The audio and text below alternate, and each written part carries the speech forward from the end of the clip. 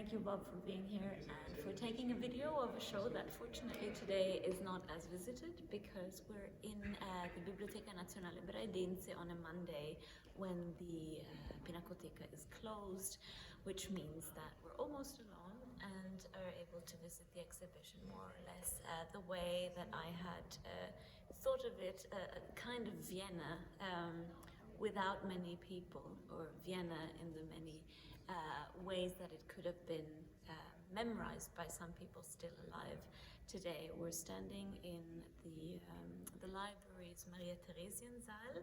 So on this note, I would ask you, Bob, just to briefly point out the painting that we see hanging above us. This is a sister painting of a portrait also in the Kunsthistorisches Museum, which becomes important because in this exhibition I try to really come full circle, and it's, to my knowledge, here, aside from Trieste in Italy, possible to span the bridge from Imperial Habsburg Austria to, well, what became its Caesura, the Anschluss, and the history of concentration camps, because in Italy, for as far as I'm concerned, I might be wrong, but I think I'm right, it is only in Trieste that you can go from Castello Miramare to the Risiera di San Sabba, the concentration camp. And here, this space functions somewhat analogous to that, because we have an institution that was founded by Maria Theresa, and then, as we'll visit the show in a moment, we will see objects that were published or illustrated or authored by people who ended up in Theresienstadt, which happens to also, aside from being today more famously the most absurd model concentration camp that the National Socialists chose to show to the world, it used to also be a fortress built under Maria Theresa, and then just during World War I, it is where Franz Ferdinand's assassin Gavrilo Princip was incarcerated because he was a minor. He wasn't hung. He was also placed in Theresienstadt. So these are very key references for me. That was important to try and come full circle, because Vienna is full of historical vicissitudes, and they basically allow us to map a history of Europe, which is what the exhibition contains, but it offers at the same time a more intimate personal portrait of Otto Prutscher, the architect to whom we have to thank. Maybe, Bob, if you can now look into the space. I'll briefly talk about the exhibition structure, because there's not just one way of accessing this show. It's open from both ends, and the central part can be understood as a sort of vertebra. The space could be a body, or could be also thought of as the city of Vienna itself. Standing at this end, I wanted to open the show with a fragment of Otto Prutscher's reference library, which explains this big case up front. But while I'm speaking and pointing out certain things, maybe you can just give a sense of what it is that I'm talking about. The camera doesn't always have to be on me.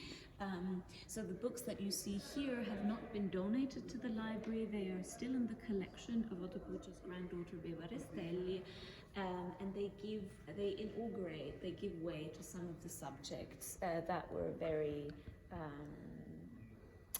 very present within Vienna's arts and crafts world, which is a world that Otto Prutscher not only was part of, but really helped grow, and that legacy is actually what we still feel in Vienna today. If you walk around Vienna, then you can understand that that is a city that was conceived as a total work of art, and the applied arts that we see within the exhibition, be they ceramic objects, rock crystal, or the books themselves, are further reflection of that, which explains why the right side of the exhibition, but maybe you just want to give a sense of the right part of the show, standing from here, is more a reflection of Otto Prutscher, whereas the left part, as one will be able to see if one walks from the other end, is indicated by certain fragments of time.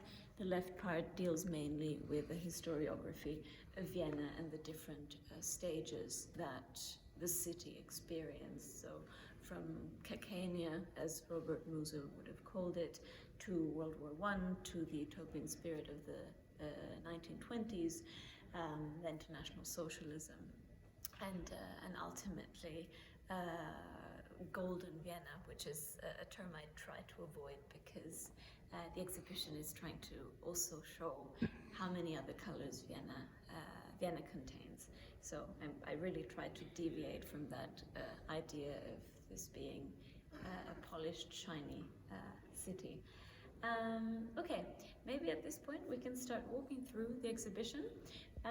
We will see that maybe Bob, again, I don't always have to be in the screen. Sometimes, actually, at this point, it will be more important to get a sense of what is in the vitrines. The first the first vitrine that we're looking at deals predominantly with what a Gesamtkunstwerk could be and how it came into being.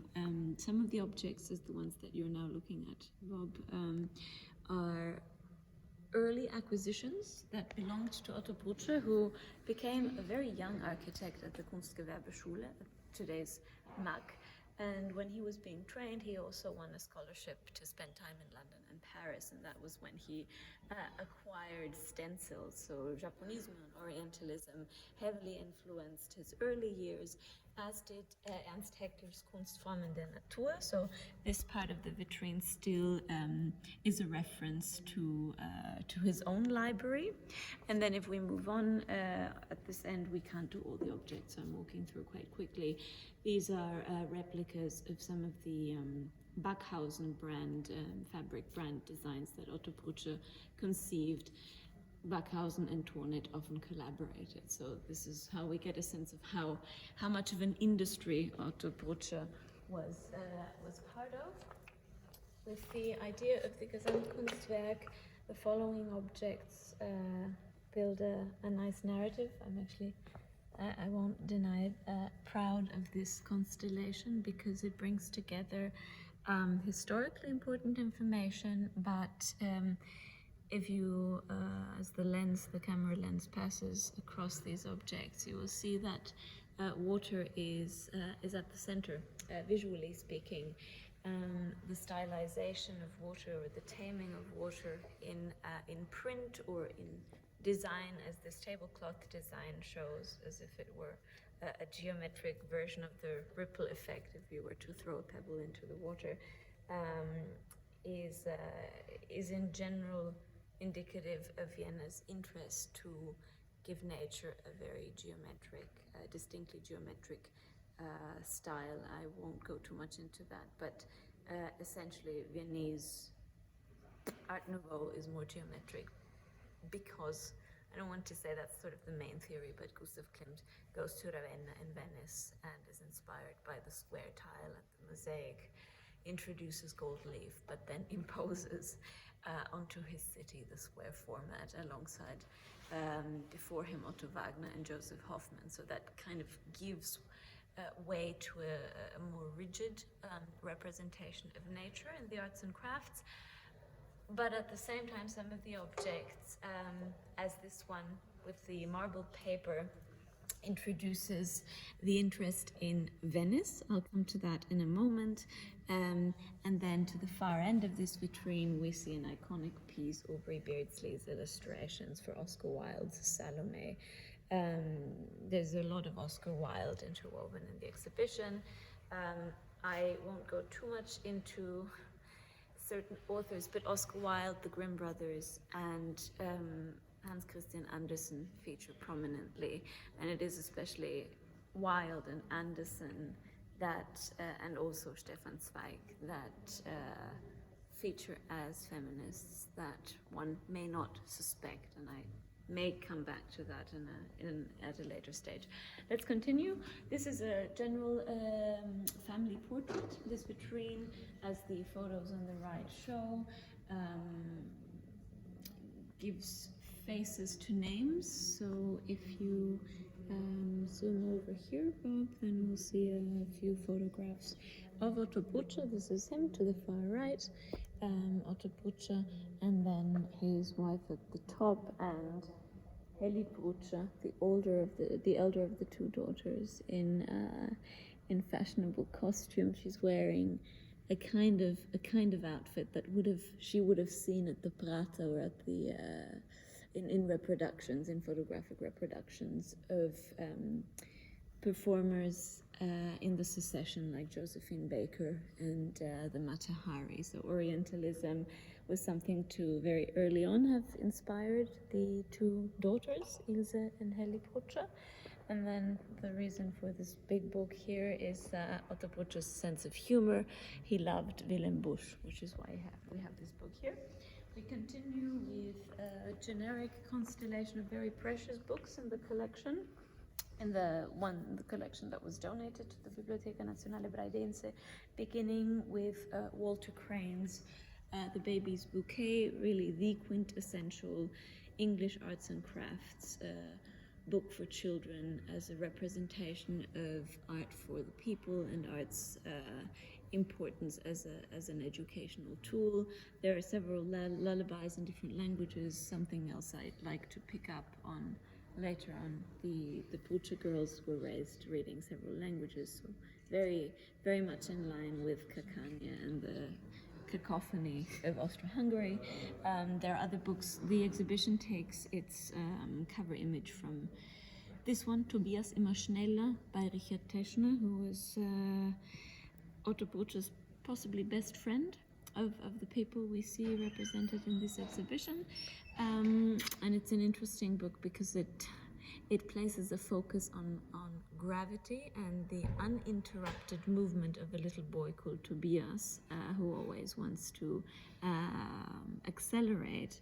But Richard Teschner, funny enough, was more famous or most famous for his Javan stick marionettes. So he spanned the spectrum. He was actually dealing with objects that were always, in a way, mechanically and therefore always interrupted in movement, and Tobias Schneller is the opposite of that. Okay, there's a bit of stuff going on here, but I don't think that's too much of an interference. The next vitrine we're looking at, I'm leaving out the panels, I'll just talk about the vitrines, but the panels sometimes make clear what it is that make clearer what we're looking at. These books are important because they were in large part illustrated and designed by Otto Prutscher's friends and colleagues from the Kunstgewerbeschule. And it's also the vitrine wherein one of the points I was most keen on bringing across, the dialogue between Vienna 1900 and the Flemish and Italian Renaissance, comes across, something that is rarely talked about, or not at all actually, I've not come across it yet in academia, is how the availability of the Kunsthistorisches Museum, which was inaugurated in 1891, inspired the arts and crafts and the illustrators of the time. And one of the artists to very clearly pick this up is, Bob, if you could look into or at this book, is Oskar Laske. Oskar Laske, like Otto Prutscher, designed pharmacies. He designed the altar for Otto Wagner's church at the Steinhof, but when it comes to his illustrations, he very clearly picks up on Peter Bruegel's language, and Till Eulenspiegel which is actually a tale from the Flemish territories, Till Eulenspiegel.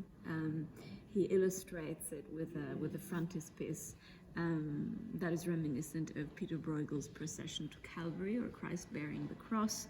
And unfortunately, in this case, we only get to see the frontispiece, but the end papers. So if one were to flick this page, you would see a kaleidoscopic constellation of dancing peasants, exactly the ones that show in Peter Bruegel's very last works, the peasant wedding and the wedding dance. So there's a lot of that as well. I tried to pay attention to not only the Vienna around 1900, but especially Vienna as a peak of empire that had its roots in, for as far as the visual culture is concerned, the Italian Renaissance and the Flemish Renaissance, as well as the Italian Baroque. And then also, as we'll come to see, I tried to span the bridge between Vienna 1900 and romantic German poetry, because that is what some composers like Gustav Mahler then picked up on to compose their song cycles. So we have a stratification of the gaze, but we also have a stratification of sound across language that then went hand in hand with music. Maybe one more, Bob, if you would like to show these two books. I'm so thrilled that they're here. We have Hans Christian Andersen's, one of my favorite stories, The Emperor's New Clothes, over here. Bob, maybe when I'm talking about this one so it's not confusing, I'll get to the one right next to it in a second, but this illustration that you're looking at now shows Emperor Maximilian the First. So it's basically a caricature by two artists, Heinrich Leffler and Josef Urban, who happened to be stage set designers for Gustav Mahler when he ran the Vienna State Opera, and also painted the frescoes of the Vienna Rathauskeller, so the basement of the town hall. They were also responsible for the illustrations of this book, and they chose to paint the emperor, not just a generic one, but clearly Maximilian I. And in a similar vein, the book next door, illustrated by Josef von Jiwecki, shows on the left, on the frontispiece, Charles V, because this story by Joachim von Arnim, so it's German Romantic literature, this story is about Charles V, but actually the illustration that you see is a flip side version and reinterpretation of Albrecht Dürer's portrait of Maximilian I. So it's something that speaks in a way of the confluence of the Habsburgs, and therefore it might be a nod to dynastic nepotism. I tried to make a point of that in the catalogue. And we leave behind the Habsburgs and enter the sphere of the Prater.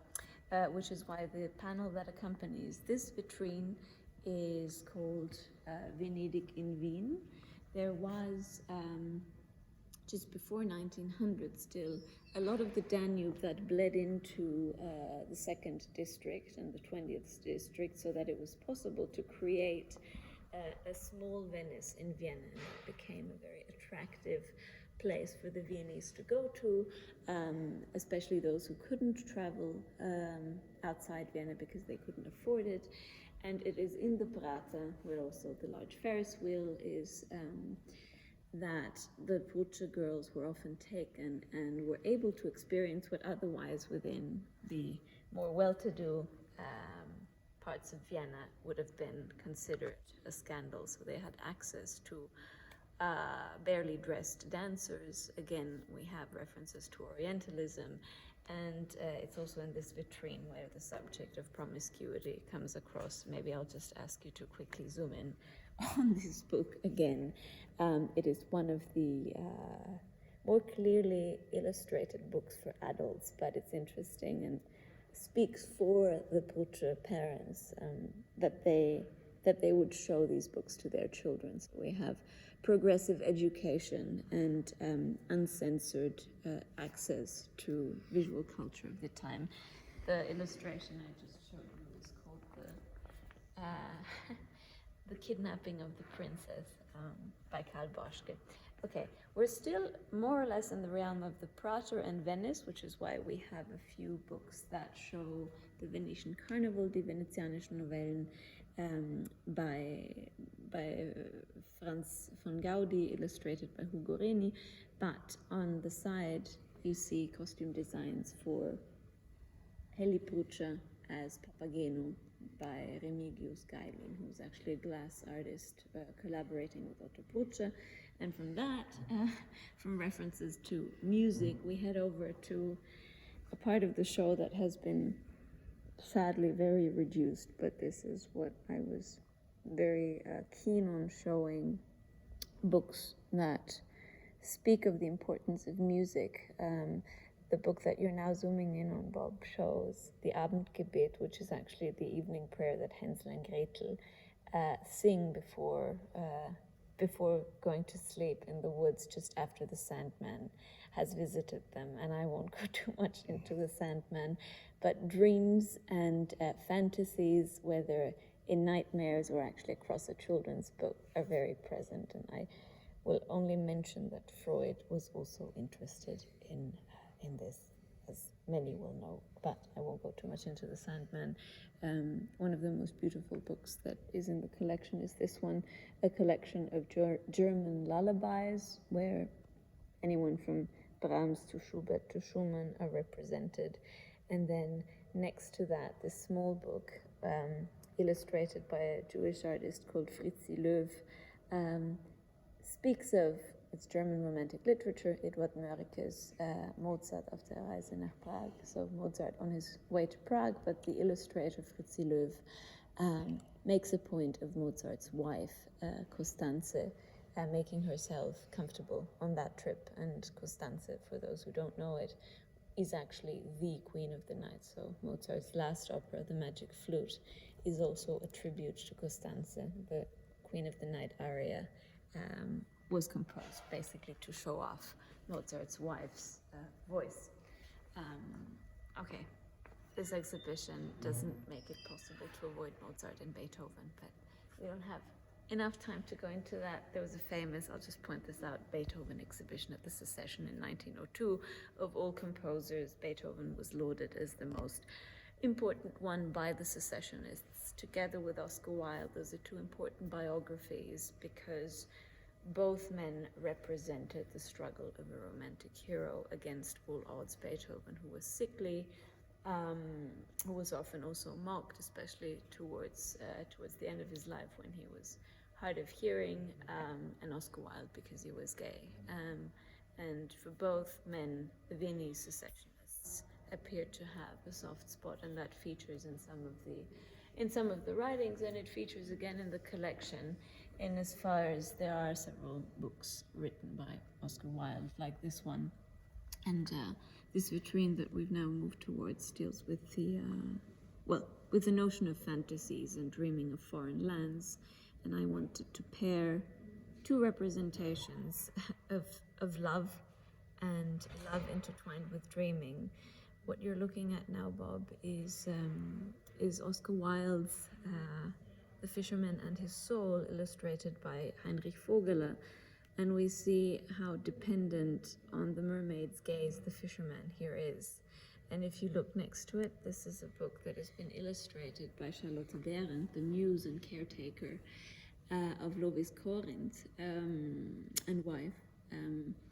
Charlotte Behrendt, who illustrated The Little Mermaid, here not gazing into anyone's eyes, but only dreaming of her own autonomy, essentially. And this is what brings me back to Hans Christian Andersen, being one of the few authors who made a point of injustice. And we have a subversion of this notion that the siren is the one that seduces. If you look at the pairing of these two objects, they demonstrate the opposite. It's not the siren that seduces. She is actually the one to become a victim. And the Little Mermaid, as Andersen conceived the story, pays a very high price, pays actually an impossible price. In order to be able to walk, she loses her voice.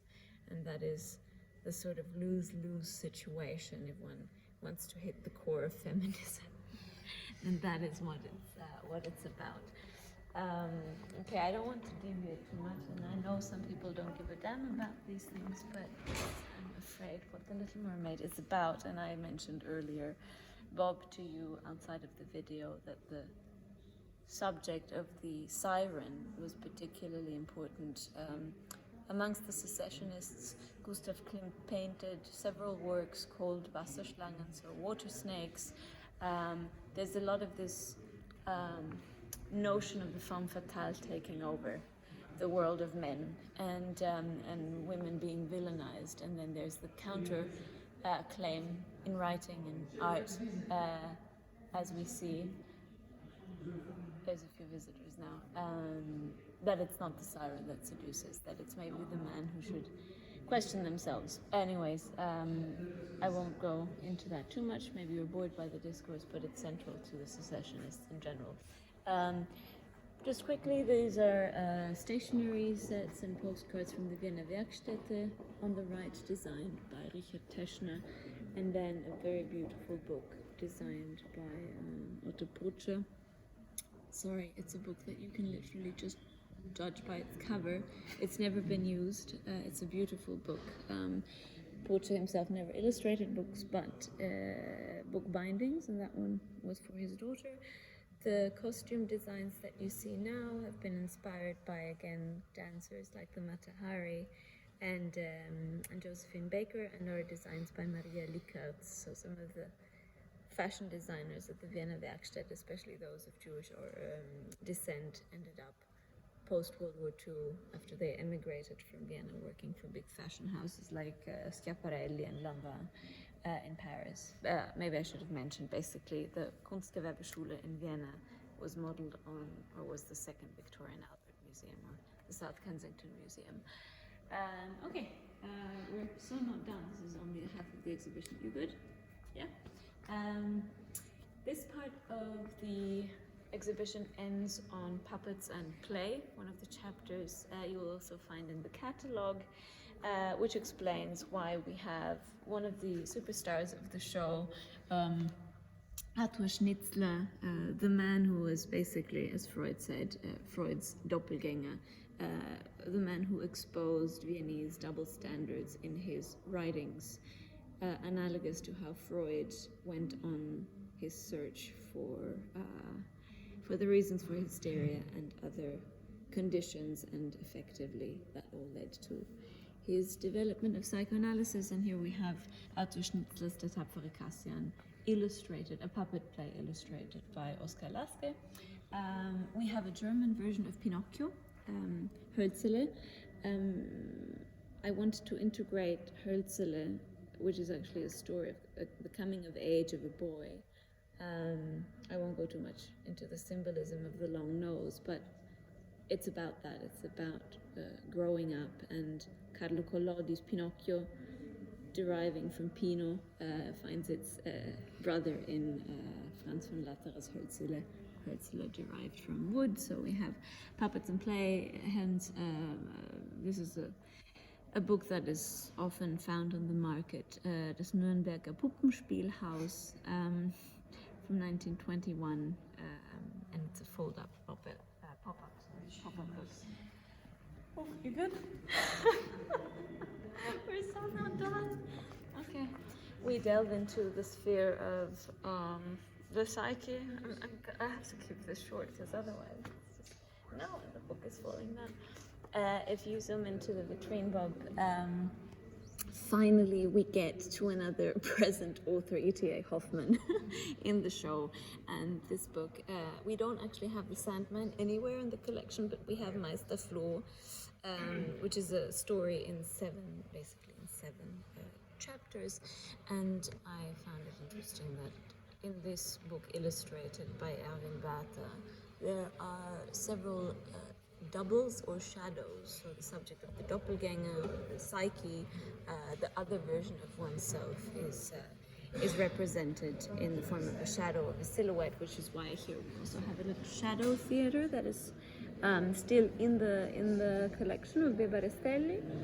And ultimately, maybe I'd just like to, there's a lot of stuff going on. These drei Puppenspiele are one of the, I will go back into this, one of the books that have been designed, or the possibility of its publication has been provided by the superstar Joseph Hoffmann.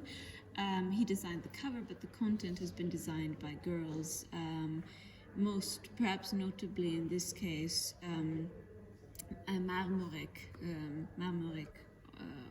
Oskar Marmorek was one of the leading Galician architects, and his wife Heli Marmorek illustrated some of the wood prints in the book.